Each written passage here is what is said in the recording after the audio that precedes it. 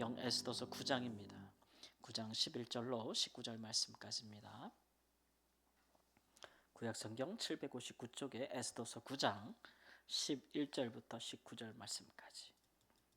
그날에 도성수산에서 도륙한 자의 수요를 왕께 아뢰니 왕이 왕후 에스더에게 이르되 유다인이 도성수산에서 이미 500명을 죽이고 멸하고 또 하만의 12 아들을 죽였으니 왕의 다른 지방에서는 어떠하였겠느냐? 이제 그대의 소청이 무엇이냐? 곧 허락하겠노라.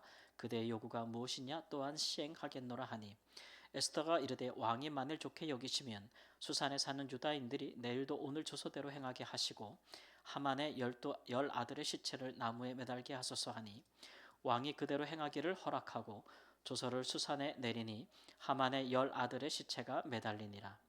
아다롤 14일에도 수산에 있는 유다인이 모여 또 300명을 수산에서 도륙하되 그들의 재산에는 손을 대지 아니하였고 왕의 각 지방에 있는 다른 유다인들이 모여 스스로 생명을 보호하여 대적들에게서 벗어나며 자기들을 미워하는 자 7만 5천 명을 도륙하되 그들의 재산에는 손을 대지 아니하였더라. 아다롤 13일에 그 일을 행하였고 14일에 쉬며 그날의 잔치를 베풀어 즐겼고 수산에 사는 유다인들은 13일과 14일에 모였고 15일에 쉬며 이날의 잔치를 베풀어 즐긴지라. 그러므로 시골의 유다인 곧 성이 없는 고을에 사는 자들이 아다롤 14일을 명절로 삼아 잔치를 베풀고 즐기며 서로 예물을 주더라. 아멘. 이제 페르시아 곳곳에서 이제 전투가 벌어지지 않았겠어요? 유다인들을 죽이려고 하는 자들과 첫 번째 조서를 따라서. 그러나 이제 두 번째 조서를 따라서 스스로를 자기를 지키고 자기의 생명을 보존하려고 하는 유다인들도 함께 모여서 대적을 하게 됐는데 첫날 싸움에서 이제 유다인들이 승리하였는데 도성수선에서만 500명을 죽였다. 이제 큰 수도니까 뭐 수십만 명 살았겠죠. 이제 이 싸움이 유다인에게 이제 유다인들이 뭐랄까 승기를 잡을 수 있었던 것은 당시에 이제 하만이 죽고 이제 모르드게가 정권을 잡지 않았겠어요? 물론 왕은 아니지만 이제 높은 자리에 오르다 보니까 이제 사람들이 이제 유다인들을 돕는 바람에 이 두 전투가 이제 유다인들의 승리로 끝났다라는 것을 볼 수가 있습니다. 그런데 이제 에스더가 왕에게 하루 더 이제 구하죠. 근데 이 싸움은 이 전투는 페르시아의 모든 지방에서 일어난 것 같지는 않습니다. 왜냐하면 첫 전투가 벌어진 날 그 다음 날 바로 하는 거거든요. 근데 우리가 알다시피 페르시아는 인도부터 지금의 터키까지 또 북아프리카까지를 지배하고 있는 나라인데 거기 어떻게 하루 만에 소식이 전달될 수 있겠어요. 그렇죠? 그러니까 도성수산에서만 하루 더 전투를 벌였다라는 얘기는 도성수산에서 전투가 아주 맹렬했고 그 싸움이 다 끝나지 않았다라는 것을 볼 수가 있어서 결국은 800명이 사망자가 나왔다라는 것에 대해서 언급을 하고 있고 페르시아 온 지방에서 다 합치면 7만 5천 명이라고 나와 있어요. 여기 이제 도륙이라는 단어를 썼기 때문에 일반적인 살육인가라고 오해할 수가 있는데 이 도륙이라는 단어는 전쟁과 전투 시에 상호 간의 싸움을 할 때 벌어지는 그런 사용되는 단어라는 것을 알 수가 있거든요. 그러니까 일방적인 살육이 아니라 서로가 서로를 죽이고자 하는 그런 전투에 있어서 유다인들은 오히려 모르드게의 도움으로 그래서 모여서 자위권을 행사함으로써 상대를 이렇게 그렇게 죽이게 됐다라고 하는 것이고, 근데 이 본문에서 이제 강조하는 것은 그래도 재산에는 손대지 않았다라고 이야기하고 있습니다. 아무래도 이제 그들의 이 자위권 차원의 이 행위, 그들의 생명을 스스로 보호하려고 하는 행위가 오해받지 않게 하려는 의도가 있었던 것 같고, 성경적으로 본다면 전투에서 싸워서 이기는데 전리품을 취하지 않는 경우는 한 가지가 있었습니다. 이스라엘 백성들이. 그러니까 자기들이 싸움에 나가지만 이 싸움은 우리가 싸우는 것이 아니고 하나님이 우리를 위하여 싸우시는 싸움일 경우, 하나님의 전쟁일 경우 전리품은 그들이 갖는 것이 아니고 하나님께 바치는 거잖아요, 그렇죠? 그럴 경우에 스스로 손대지 아니한 그런 전통이 있거든요. 그래서 유다인들이 이 전투를 어떤 식으로 생각했는지를 알 수가 있어요. 그것은 우리가 적들을 죽이고 적들의 재산을 빼앗는 것으로 여기지 않았고 이것은 하나님이 유다인들을 위하여 행하는 하나의 구원 사건으로 이해한 것이 이렇게 보여진다라는 부분을 또 설명할 수 있겠습니다. 어쨌든 이 모든 일은 사실 수산성에서 시작됐잖아요. 그리고 이 위기를 자초한 것도 사실 모르드게 아니겠습니까? 그러니까 이게 페르시아 전역에서 유다인들이 이런 위기를 당했는데 사실 이 일을 어떻게 이 일들이 발생하게 된 건지 이런 위기 사건이 어떻게 생기게 된 건지를 잘 몰라요. 그죠? 예. 그래서 수산성 페르시아의 수도인 수산을 중심으로 아주 긴장감 있게 돌아가는 몇 달의 이야기를 지금 언급하고 있는 것입니다. 그래서 수산에서 일어난 전투, 뭐 사망자 수 이런 식으로 언급되어 있고 조서의 내용들 이렇게 다 언급되고 있는 것이겠죠. 근데 우리가 19절에 이제 이렇게 유념해서 볼 것은 뭐냐면 유다인 곧 성이 없는 고을고을에 사는 자들 이렇게 얘기했어요. 그러니까 페르시아 각 지방에도 유다인들이 모여서 많이 살 거 아닙니까? 그리고 이제 같은 민족들끼리 모여서 주거지를 이루고 공동체를 이루고 살 것인데 대부분 그 페르시아의 수도처럼 수산처럼 그렇게 대단위로 모여서 사는 유다인들보다는 소규모로서 각 지방에 흩어져 사는 유대인들이 훨씬 더 많았다라는 것을 알 수가 있는데요. 그들에게도 이 소식은 미쳐서 그들에게도 이렇게 자기 생명을 보호하기 위한 적극적인 자유권을 행사하는 일들이 있었고 이 사람들은 딱 하루만 그렇게 했다는 거예요. 오늘 말씀에 대부분의 유다인들은 하루만 싸웠고 두 번째 날 싸운 것은 수산성에서 이루어진 일이라는 것을 알 수가 있습니다. 그러니까 이렇게 볼 때 이 구원이라는 것이 하나님의 구원이라는 것이 꼭 그 도성 수산에 있는 사람들을 중심으로 이루어진 것처럼 보이잖아요. 그렇죠? 그러나 훨씬 더 많은 유다인들이 이렇게 성이 없는 곳에 살고 있었고 그 사람들의 구원은 도성 수산에 있는 유다인들 못지않게 아주 중요한 생명들이라는 거예요. 그리고 이 사람들은 도대체 거기서 무슨 일이 일어났는지 수산에서 알지도 못했잖아요.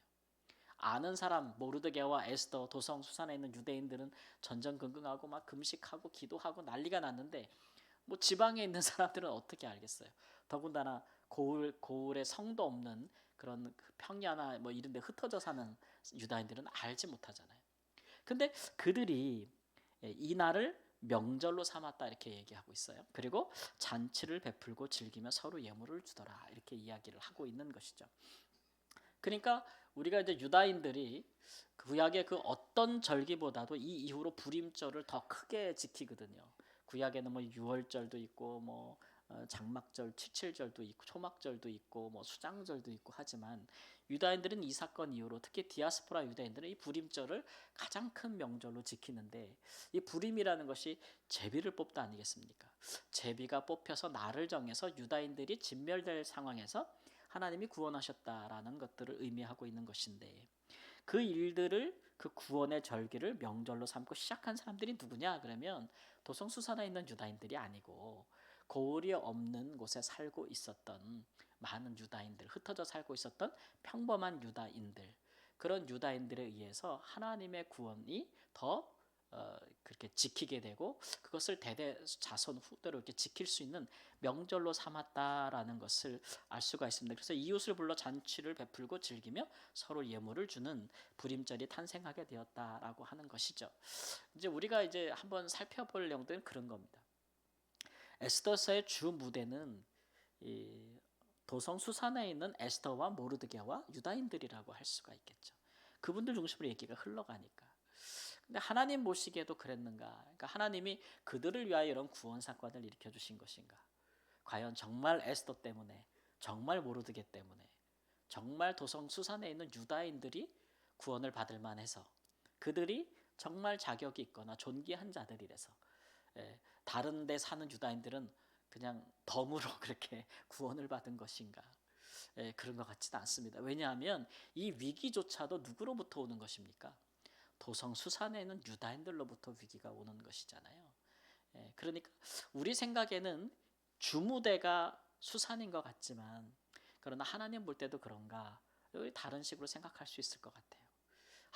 하나님 보시기에는 오히려 페르시아 각 지방에서 이런 정치 역학관계에 엮여서 살아가고 있지 않은 수많은 평범한 유다인들의 생명이 하나님 보시기에는 훨씬 더 중요한 거죠.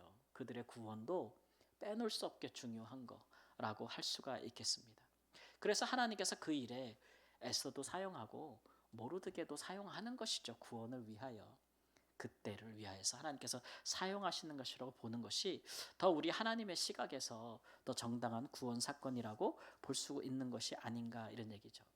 때로는 우리가 이제 우리 인생이 이럴 때가 있잖아요. 우리 인생이 우리가 살아가고 있는 세상에서 사람들이 많이 주목하고 또 사람들이 많이 모여 있고 또 사람들에게 높임을 받을 만한 어떤 스테이지, 무대에서 활동하는 자가 아니라면 우리가 그런 것이 아니라면 뭐 이런 것들 뭐 내가 그렇게 중요한 인생이라고 할 수 있는가? 혹은 내 인생이 그렇게 하나님 앞에서 중요한 어떤 하나님의 구원 사건이 될 수 있는가? 이런 생각들을 하기 쉽단 말이에요. 그래서 꼭 에스더 같고 꼭 모르드게 같아야 그래야 뭔가 하나님의 구원에 크게 쓰임 받는 듯한 어떤 느낌들 그런 것들을 우리가 갖기 마련이거든요.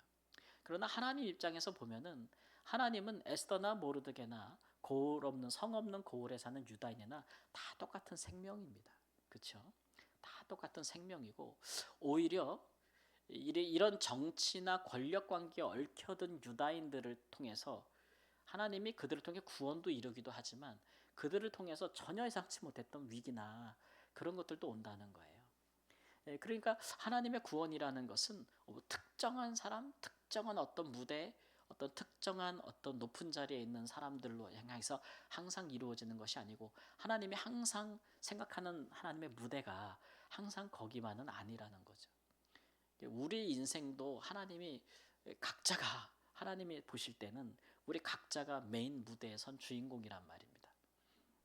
그래서 하나님이 어디선가 구원을 행하셔서 그 구원이 우리에게 올지라도 그것도 우리가 뭐 덤으로 뭐 가장자리에서 그렇게 행하는 것이 아니고 사실은 하나님이 행하시는 구원 무대에 있어서 우리 각자가 제일 중요한 사람으로 하나님이 여기시기 때문에 그런 거예요. 이게 삶을 살아가는 우리의 자세죠. 하나님의 역사에 있어서 하나님 나라에 있어서 나는 저기 그 뭐 끝자리 어디 끝자락 옛날로 말하면 윗목 냉방 어디 끝자락 거기에 있는 사람이다. 그렇게 생각하면은 이런 구원 사건에 대해서 우리가 이것을 구원 사건으로 정의하고 그것을 명절로 삼고 함께 그 일에 참여하는 일을 적극적으로 할 수가 없을 것입니다. 그렇죠. 그러나 성이 없는 고을에 사는 유다인들이 이 일을 명절로 삼고 잔치를 베푸고 즐기며 서로 예물을 주었다. 오히려 수산에 있는 유다인들보다 더 빨라요. 이런 거 하나님을 아는 것이 더 빠르다는 거죠. 오히려 수산에 사는 사람들은 이 일을 더 정치적인 사건으로 이해했을 가능성이 높은. 그러나 지방에 사는 사람들은 오히려 이것을 하나님이 행하신 구원 사건으로 정의하고 이 일에 있어서 하나님 나라를 발견하고 인식하고 전함에 있어서 한 걸음 더 앞서가는 것을 볼 수가 있습니다. 그런 거 보면은 하나님의 구원이 하나님의 은혜가 어디 가운데 더 주무대로 보고 있는지를 우리가 알 수 있는 거죠. 그러니까 우리가 좀 인생에서 밀려나는 것 같고 메인 무대에 못 서는 것 같고 서브인 것 같고 뭔가 좀 이렇게 그런 것 같을 때 우리 스스로도 그렇게 여기지 말지어다 이런 얘기죠. 예, 예, 그게 중요한 것이 아니고 우리가 얼마나 우리에게 주어진 삶의 무대에서 우리 밖에서 일어난 일이든 우리 안에서 일어나는 모든 일을 통해서 우리가 하나님의 구원을 얼마나 발견할 수 있는 눈이 있고 하나님께서 어떻게 행하시는지를 아는 깨달을 수 있는 지식이 있고 또 그것을 전하는 능력이 있는지 그런 것들이 훨씬 중요하다. 차원적으로 중요하다는 것이죠. 그런 인식들을 좀 우리가 가지고 살아갈 수 있다. 오늘도 우리는 하나님의 구원 무대의 중심에 메인 무대에 선 사람들이고 또 이를 위해서 예수님께서 나를 위하여 돌아가신 거 아니겠어요? 하나님이 우리를 그렇게 주목해 보는데 우리는 우리 스스로를 너무 비천하게 너무 작게 여겨서 우리가 하나님이 행하시는 일에서 스스로 제외되는 일이 없도록 하나님의 역사의 중심에 내가 있다, 우리가 있다라는 하나님은 그런 연약한 낮은 또 그렇게 가장자리에 있는 그런 사람들을 통해서 오히려 하나님은 큰 구원을 이루시고 이것을 전파하신다는 것을 깨닫게 되는 은혜가 있기를 우리 주 예수님의 이름으로 축원합니다. 아멘.